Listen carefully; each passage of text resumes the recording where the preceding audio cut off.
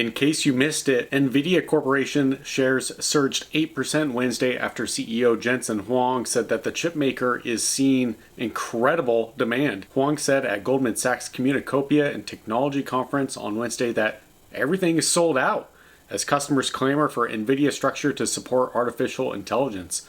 Our company works with every AI company in the world, he said, and he also said everybody's counting on us. Nvidia chips are used by several major cloud providers, such as Microsoft and Amazon. Both companies have told investors they expect to increase and boost their spending on AI infrastructure. Huang touted the return on Nvidia's products for customers as well, saying that for every $1 that is being spent on infrastructure, it's equating to about $5 in return on rentals for their hardware. Yes, you are watching Trades and Trends. I'm your host, Kyle. Today's date is Thursday, September 12th, 2024. The S&P 500 climbed another 50 points today, being led by the technology sector, of course, now 1.23% shy from fresh all-time highs again. Starting to feel all too familiar. We were at these levels just 3 weeks ago, and we were even trading in this area early in July. So this is a very familiar area to most of us, and we are pushing right up against that ceiling once again. Now the NASDAQ still has some way to go, 7.38% off all-time highs, but sharing kind of the similar bounce and movement of the S&P right now. The Dow Jones is the closest to breaking records of the three, only 1.18% below new territory.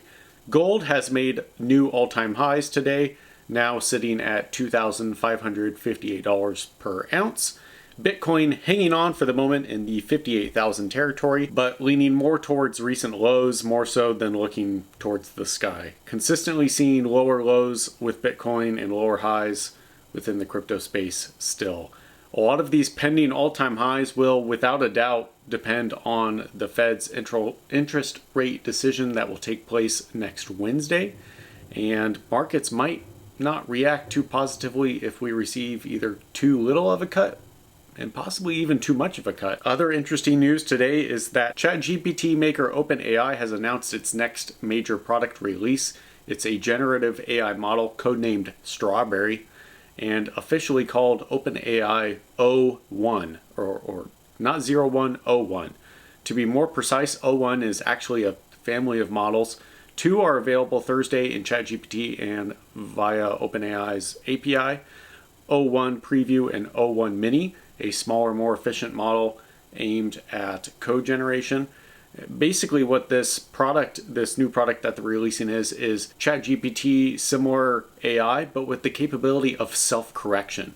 So it will have a little bit more processing time, a little bit more processing power, a little bit more cost to the processing, but supposedly it has some pretty good stats around being able to give more consistently accurate and useful information. So that could be huge for OpenAI and for their sales, and of course their number one shareholder, Microsoft. Right out the gate, it's expected to cost about 3 times as much at a commercial level as it does to send and receive queries and data through ChatGPT 4.0. But they also go on to say that they do intend to bring O1 Mini access to all free users of ChatGPT.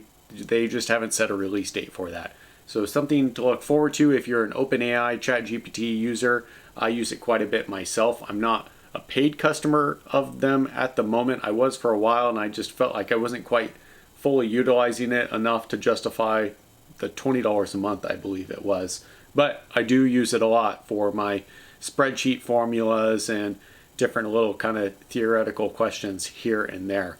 All that stuff has to be taken with a little bit of a grain of salt. And so even with the formulas that I kind of build out for my spreadsheets, and I have to sit and tweak them for just a little bit. I gotta just massage it to get it to actually kick in and take effect. Now, I feel like 3 or 4 months ago, I was having to do that for a good 30, 45 minutes. I was working on it more just the other day, and I was noticing that I was really only having to tweak these formulas and give different inputs and work back and forth with the AI for maybe only 15, 20 minutes. So it is feeling more and more efficient, at least with the ChatGPT 4 products that are out there. but it would be really neat to test this new O1 Strawberry model and see if it can even make that even more efficient and save me even more time. That's just a win across the board. That's what I have for today. Thank you so much for watching. Please consider liking and subscribing. I will see you all with another update very soon.